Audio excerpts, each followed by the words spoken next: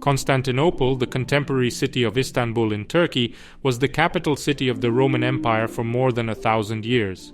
Rising from an ancient Greek colony established in the 7th century BCE, it came to be one of the most important cities of the Middle Ages. In 324, Emperor Constantine officially moved the capital of the empire from Rome to the city of Byzantium and named it Constantinople after himself.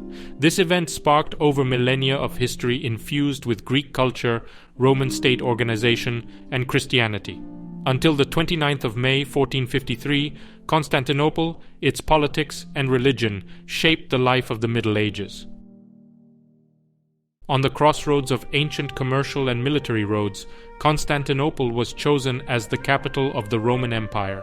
The main reasons for this choice were based on the political and military situation that called for a strong center in the eastern part of the empire. The small city of Byzantium, between 2 continents and 2 seas, connected the Black Sea and the Aegean, and Europe and Asia, was an obvious choice. The position of Constantinople, with its surroundings and natural harbors, secured an uninterrupted supply of wheat and other necessities of a big city. An important geographical factor is the Sea of Marmara and the Golden Horn Bay, which surrounded 2/3 of the city and made its defense easier. From the European side, the city was defended by a long wall structure named Theodosian Walls, after Emperor Theodosius II. From its earliest period, Constantinople had a great influx of citizens. Based on the writings of John Chrysostom, around the year 400, the city had around 100,000 Christians and even more citizens. It is assumed by historians that the city numbered around 400,000 citizens before the Great Justinian Plague of 542. Since its foundation, the capital has been considered a unique urban environment, a city par excellence compared to other settlements. Even during the late Byzantine period, the myth of the imperial city, the political and religious center of Orthodox Christianity, compensated for the reality of the declining empire. More than any other of its physical characteristics, the city's identity was laid on its multidimensional symbolism. Constantine shook the world of late antiquity by moving its center from the Italian peninsula to the east, from the Old to the New Rome. The Byzantines used the term Rome, New Rome, or Second Rome for their capital, and the inhabitants of the Byzantine Empire were Romaioi, and the empire was Romania. The name Byzantine is an expression coined later in history. Their emperors were the direct successors of Roman emperors. Connection to Rome represents a special source from which the conception of the absolute power of Byzantine emperors and their claims on the world beyond the borders of their empire was derived.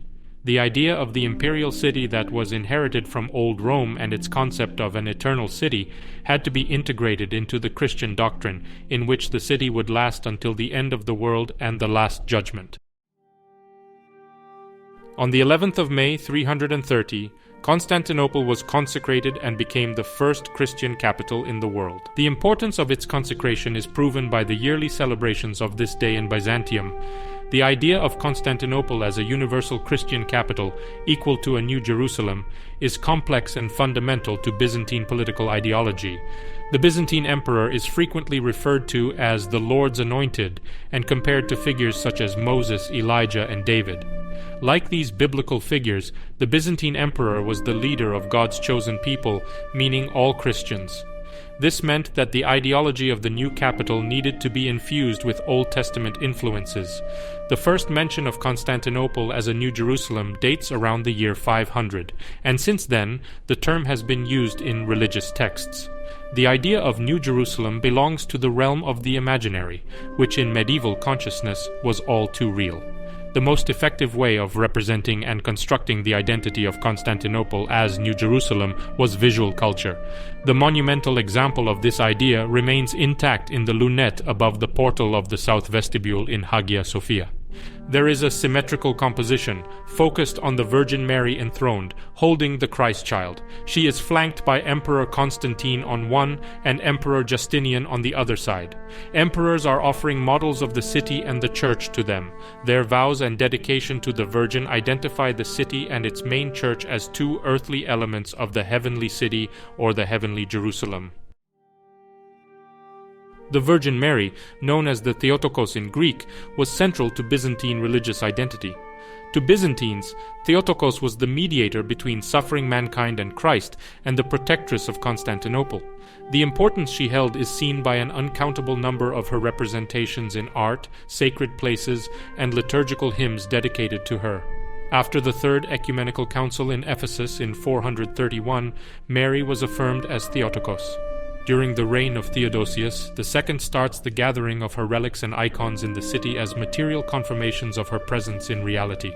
The emperor's wife, Eudocia, discovered an icon of Theotokos in Jerusalem and brought it over to Constantinople. The image of her holding the Christ child was believed to be a true portrait of the Theotokos, done by none other than St. Luke the Apostle. In the consciousness of Byzantines, this was the proto-icon, whose authorship and confirmation of the incarnation of Logos made it equal to the words of the Gospels.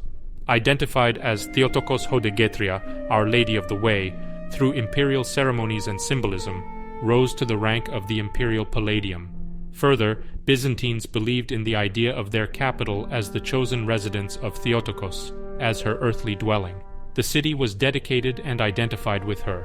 From this sprang the idea of the Virgin's wish to be with her people in her city, reaffirming the chosenness of the Byzantines. Especially in the times of great sieges, she was the bastion of the capital.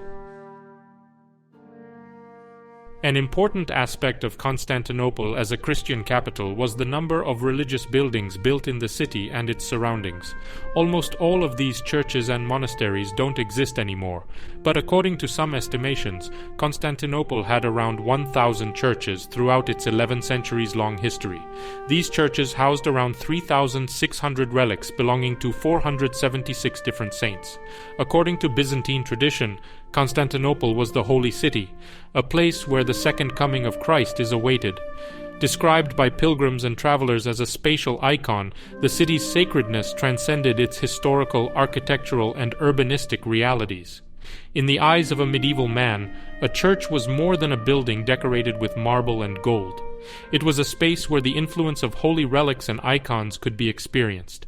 The power of these relics and icons was spread out throughout the city by processions in which they were carried. From the moment it was founded, Constantinople started collecting Christian relics, and by the 12th century it was considered even in the West as an image of a city reliquary, a container or shrine in which sacred relics are kept. We have already mentioned the importance of Byzantine political ideology for the idea of Constantinople as a universal Christian capital. In the center of that ideology stood the ruler of Constantinople and the entirety of the Christian world. Despite historical circumstances, the idea of emperorship was firmly believed in by the Byzantines. As was the case with the pagan Roman Empire, the imperial authority conserved its divine character in the Christianized empire. Byzantine emperor is the chosen of God. He is called to rule by divine providence and fulfills the divine will as a sovereign of the empire protected by God. Emperor was considered the leader of the world and the protector of the Christian faith. He was the only legitimate emperor on earth and was not only chosen by God, but he was also the successor of the Roman emperors going back to Augustus. This idea dominated the life of Constantinople and emanated from monuments, art, seals, coins, speeches, written documents, and the ceremonies of the court. Surprisingly, the supremacy of the Byzantine emperor was recognized even by independent medieval countries. Many of non-Byzantine nobles and monarchs held Byzantine court titles that they obtained from Constantinople. Thus, medieval countries were a part of the hierarchy of states, on whose summit stood the Byzantine autocrat as the head of Christendom. For contemporary observers, the fall of Constantinople in 1453 was much more than the imperial transition from Byzantium to the Ottoman Empire. Muslims, Christians, and Jews alike saw the Ottoman conquest of Constantinople as an omen of the end of time or the last hour. Apocalyptic literature had a very rich and popular intellectual tradition in the history of the Byzantine Empire. In the minds of Byzantines, the end of the empire was associated with the end of the world. By the 15th century, the empire was left with only a small area around Constantinople, further magnifying the apocalyptic role attributed to the city throughout history. By the 15th century, the Byzantine apocalyptic tradition became an important part of European apocalypticism, and the fall of Constantinople sparked new apocalyptic speculations in Western Europe. Plans about restoring not only Jerusalem, but Constantinople as well, and establishing the last world empire became an important part of the political ideologies of European monarchs. According to the Byzantine and generally European apocalyptic tradition, the return of Constantinople under Christianity was also prophesied. The last Roman emperor would tame the blonde peoples associated with Nordic peoples and eventually defeat the Ishmaelites and take the capital back with their help.